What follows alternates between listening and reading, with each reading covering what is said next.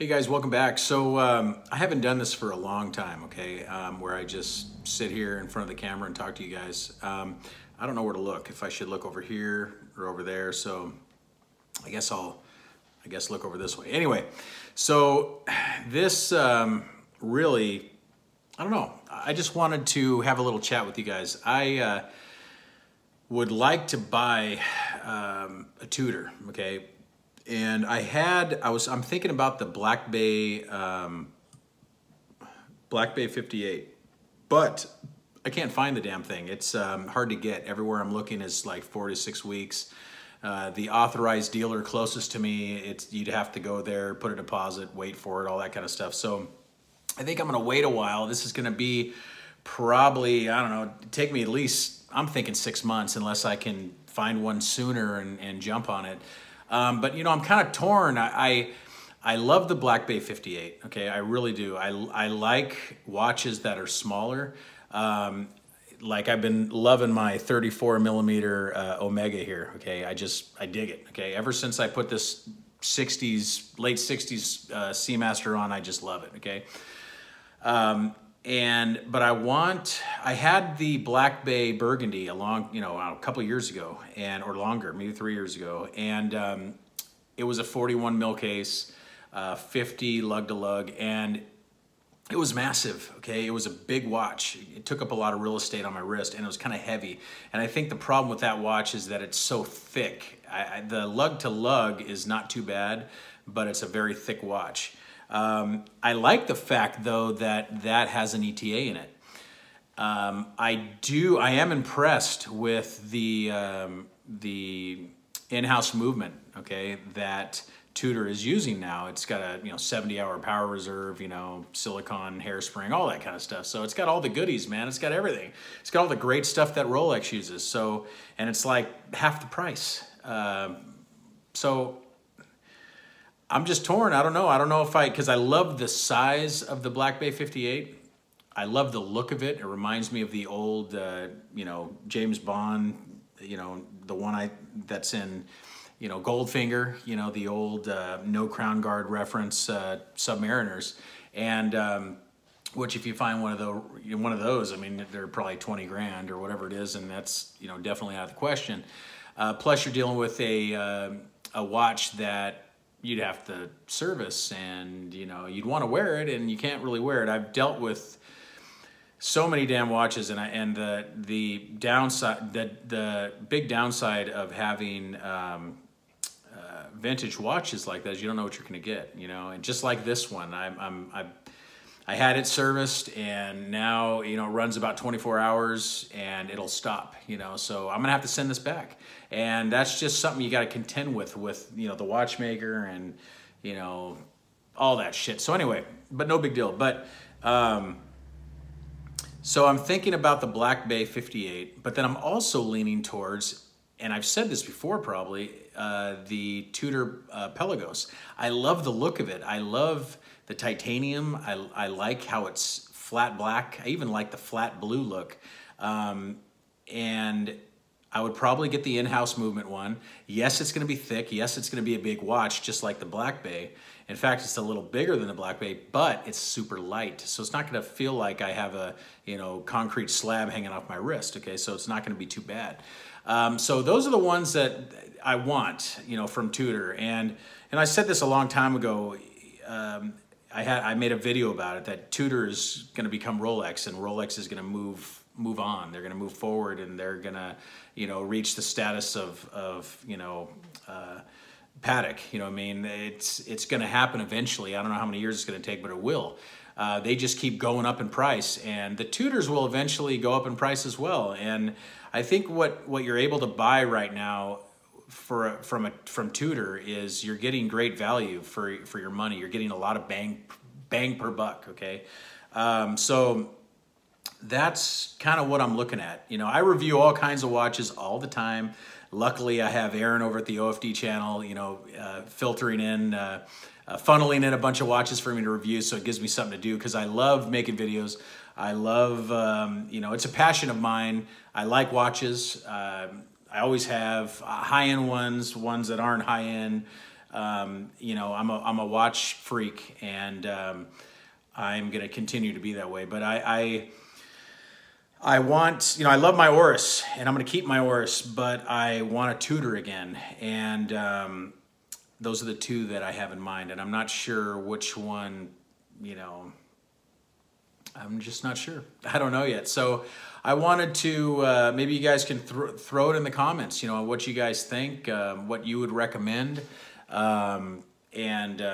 You know, I'll be on the lookout. I mean, you could buy the Tudor Pelagos right now, just about, you know, you can get it gray market, you can get it used, you can get, it's all over the place. They got them at the AD. It's not as desirable, I guess, as the 58. And I'm sure when, and that's why I'm still waiting, because I think when, well, I have no choice but to wait because it's hard to even find the 58. But I think after Baselworld, things are going to change, and they're going to have, Tudor's going to have new releases, and possibly the hype for the 58 won't be so great, and they'll get caught up, and you'll be able to get them, you know, reasonably. But we'll see what happens. So maybe 6 months to a year, I don't really know, but when I'm able to find it and get it, I'm going to pull the trigger.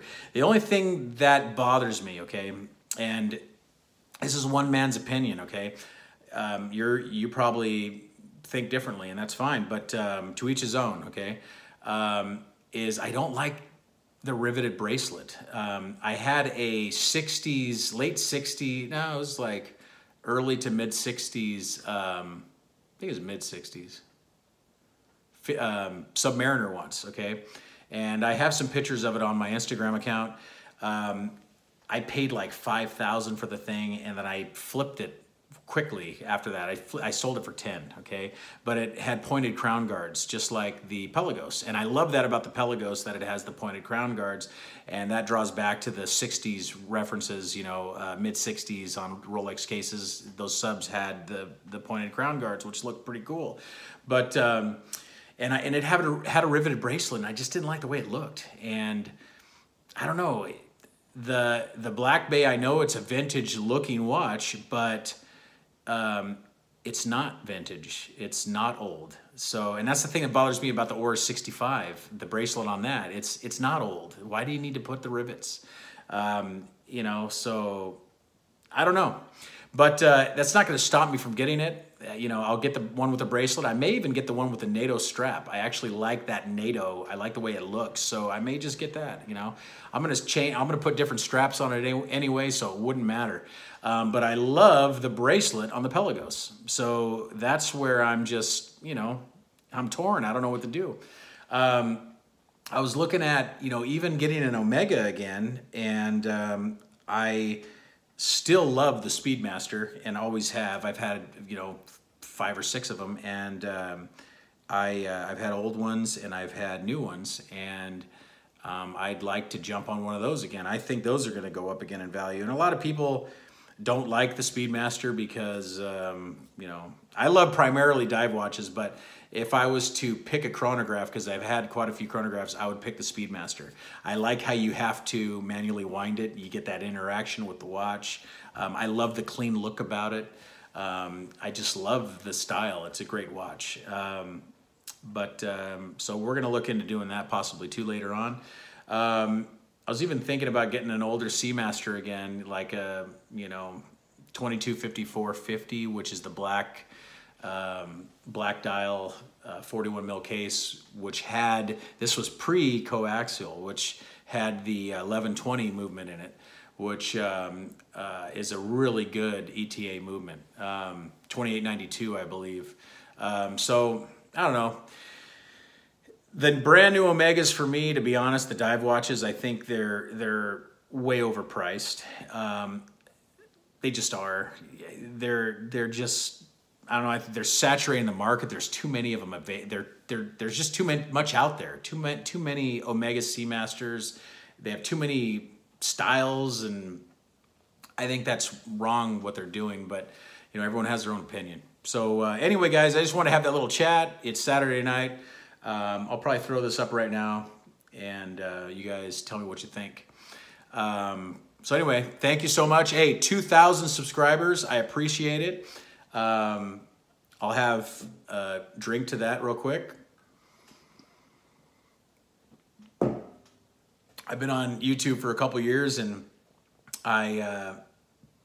took me forever to get to 2,000 subscribers. But then again, I probably wasn't as popular as other, YouTubers, because I would speak my mind and say how I really thought about watches, and probably piss some people off. I was a little too much on the Rolex side, and I do love Rolex, don't get me wrong, but to be honest, I got tired of Rolex. I got tired of just the same old thing, so I'm looking at Tudor again, and I think I'd rather have a Tudor anyway. And then I think the Rolexes are just, I think they're going to keep going up. I know that. I think they're going to keep going up in value, but I don't know. The only one I really look at wanting, to be honest, and it's one that I've never had, is the Explorer. The Explorer, the 114270 reference, which is still a 36 millimeter case. I like that watch. It just looks so simple, and I don't know. I just like the look of it. So the only other Rolex that I love and will always love, and if I ever can get my hands on one again at a reasonable price, it would be the 14060, okay, which is running the 3130 Rolex movement. That was an awesome watch, okay? So that can be at some point if I ever find one, but right now their prices are just too bloated, and it may stay this way. I have no idea, so we'll see how that turns out. But right now for me, where it's at is Tudor. I think Tudor's badass. They're making some great watches. If you want a good watch, well made, buy a Tudor. That's my opinion. But thanks, guys. 2,000 subscribers. I appreciate it. Thanks for watching, and we'll see if we can grow the channel further. Thank you. You guys take care. Bye-bye.